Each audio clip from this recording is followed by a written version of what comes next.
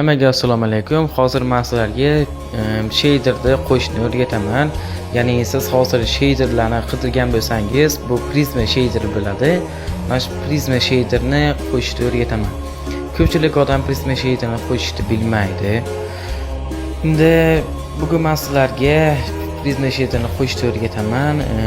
Mana ko'rib turganlaringda juda ham chiroyli, kачестволari zo'r, oftoblar ham va daraxtning soyalari, oftobning nurlari ham zo'r. Suvning ichlarida ham chiroyli va hammasi zo'r. Agar mana bu yerga qarasangiz, oftobning nuri suvda ham, suvning usti ham короче, grafikasi zo'r, как realningda juda ham chiroyli. Endi bu modda, ya'ni Prismani hammasini o'rgataman. Albatta siz menga obuna bo'lasiz va shu videoga like bossangiz, bundan keyin men sizlarga zo'r o'rgataman va mana shu kanalimga obuna bo'lib qoling.